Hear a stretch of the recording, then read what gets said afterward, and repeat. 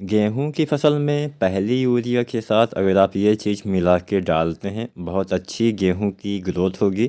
बहुत ही ज़्यादा गेहूँ में कल्ले आपको दिखाई देंगे। गेहूँ की फसल में अच्छे कल्ले, अच्छा फुटाव और ज़्यादा पैदावार आपको देखने को मिलने वाला है। तो आज की पूरी वीडियो किसान साथियों आप ज़रूर देखिएगा, और कुछ भी सवाल हो या सुझाव हो तो आप कमेंट भी कर सकते हैं।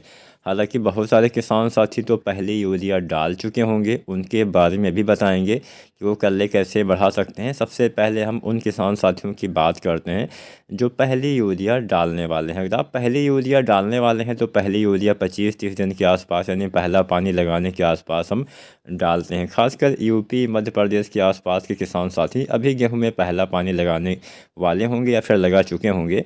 तो यूरिया हमें डालना होता है लगभग 40 से लेकर 45 किलो के हिसाब से, पर एकड़ के हिसाब से ये हम मात्रा आपको बता रहे हैं। यूरिया अगर आप नहीं डालते हैं सही समय पे तो भी नुकसान होता है। अब गेहूं में हम जो यूरिया डालते हैं वो हमें 3 भागों में बांट के देना होता है। यूरिया की 3 भागों में बांट के हमें देना होता है। तो पहले पानी पे और दूसरे पानी पे 40-45 किलो यूरिया, और बुआई के समय हम जो यूरिया डालते हैं वो आधा बैग यूरिया डालते हैं, यानी लगभग हम 20-22 किलो यूरिया बुआई के समय हमें देना होता है। तो ये हमने यूरिया की पूरी मात्रा आपको बता दी। अगर आप फिर डीएपी वगैरह डालते हैं तो यही मात्रा आपको देनी होती है। अब यहाँ पे यूरिया हो गया 40-45 किलो। इसके साथ किसान साथियों हमें इस्तेमाल करना है जिंक। जिंक 2 तरह से हम प्रयोग करते हैं ज़्यादातर, वैसे तो बहुत तरह की जिंक आती है, लेकिन ज़्यादातर किसान साथी जिंक सल्फेट जो आती है 33% वाली, इसका इस्तेमाल करते हैं। तो अगर आप भी जिंक सल्फेट 33% वाला का इस्तेमाल करते हैं तो इसकी जो मात्रा रहेगी 5 किलो से लेकर 7 किलो तक रहेगी। 1 एकड़ में इतना मात्रा डालना है। और अगर आप जिंक सल्फेट जो आता है 21% वाला, इसका इस्तेमाल करते हैं तो लगभग 8 किलो से लेकर 10 किलो मात्रा पर एकड़ के हिसाब से पर्याप्त रहेगी। हालांकि जिंक का अगर आप स्प्रे विधि से प्रयोग करते हैं तो थोड़ा ज़्यादा काम करता है। इसके ऊपर भी हमने वीडियो बनाया हुआ है, लेकिन अगर आप स्प्रे विधि से नहीं डालते हैं तो आपको मिट्टी में तो डालना ही पड़ेगा। तो यूरिया हो गया, साथ में आपको मिलाना है जिंक।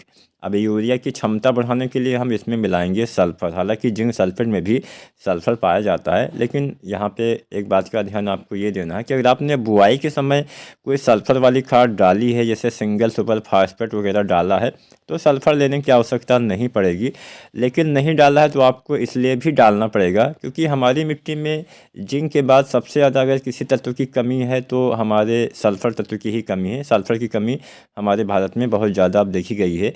तो सल्फ़र जो आता है 90% वाला, लगभग 4 किलो या 3 किलो के आसपास पर एकड़ के हिसाब से जब आप यूरिया डालते हैं तो उसी यूरिया में मिला के अगर आप सल्फ़र का भी प्रयोग करते हैं तो इससे लाभ ये मिलता है कि इसकी जो क्षमता होती है, जो यूरिया की क्षमता होती है, यूरिया डालने से मिलता क्या है, नाइट्रोजन। नाइट्रोजन पौधे को लंबे समय तक सल्फ़र दिलाने का काम करता है। अगर सल्फ़र की भी कमी हो जाती है तो जो नई पत्तियां निकलती हैं, अगर आपको गेहूं की फसल में नई पत्ती में हल्का पीलापन दिखे तो इसका मतलब कि सल्फ़र की कमी आपके पौधे में होने लगी है।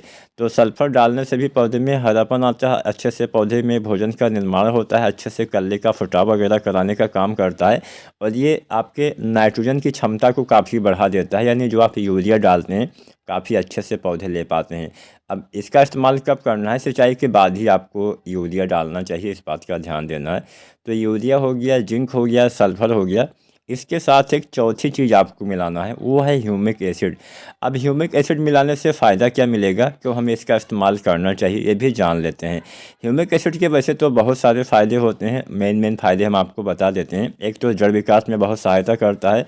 जड़ विकास जब पौधे का सही से होता है तो जो पौधे में भोजन जो आपने डाला हुआ है, जो आप यूरिया डालेंगे, जो आप जिंक डालेंगे, जो आपने पहले कुछ डाला हुआ है, वो पौधे सही मात्रा में अपने भोजन के रूप में ग्रहण कर पाएंगे। जड़ विकास में बहुत ही सहायता करता है, पौधे के भोजन के निर्माण में सहायता करता है, पीएच वैल्यू को मेंटेन करने का काम करता है। इसके साथ साथ मिट्टी में कुछ आघुलनशील तत्व हो जाते हैं। आघुलनशील का मतलब ऐसा होता है कि मान लीजिए आपने जिंक डाला, अब जिंक डालते समय आपने कुछ गलती कर दी, आपने कोई फास्फोरस वाली खाद के साथ जिंक डाल दिया, फिर कुछ भी ऐसी गलती कर दी जिससे ये तत्व आघुलनशील हो गए। खासकर जो सूक्ष्म तत्व होते हैं, जिंक हो गया, सल्फर हो गया, मैग्नीशियम हो गया, मैग्नीज हो गया, फेरस हो गया, ये तमाम जो आपके माइक्रो न्यूट्रंस की कैटेगरी में आते हैं, यानी सूक्ष्म तत्वों की कैटेगरी में आते हैं, ये तत्व बहुत जल्दी अघुलनशील हो जाते हैं। मतलब मिट्टी में आपके उपलब्ध रहेंगे लेकिन पौधे के भोजन के रूप में उपलब्ध नहीं हो पाते हैं। तो ऐसी कंडीशन में भले ही आपने कुछ न डाला होगा लेकिन आपने जिंक तो कभी ना कभी डाला ही होगा। तो ऐसे में अगर आप ह्यूमिक एसिड का इस्तेमाल करते हैं, अगर आपने कई खादों का इस्तेमाल पहले किया, वो खादें अघुलनशील हो गई हैं, तो दोबारा से ह्यूमिक एसिड उन्हीं तत्वों को पौधे के लिए उपलब्ध करवाता है, यानी अघुलनशील तत्व को घुलनशील करने का काम करता है, जिससे पौधे में आपको हरियाली, पौधे में अच्छी ग्रोथ, अच्छा फुटाव, तमाम चीज़ें आपको देखने को मिलेंगी। अब ह्यूमिक एसिड बहुत सारी कंपनियां बनाती हैं और अलग अलग फार्मूले में आता है। अगर आप ह्यूमिक एसिड इस्तेमाल करते हैं जो 98% वाला आता है, जिसमें साथ में आपको फ्लोविक एसिड भी मिल जाता है। फ्लोविक एसिड जैविक रूप से बहुत ही अच्छे से काम करता है, मिट्टी में सुधार करने का काम करता है। तो ह्यूमिक एसिड 98% वाला 1 किलो से लेकर 1.5 किलो तक आप डाल सकते हैं।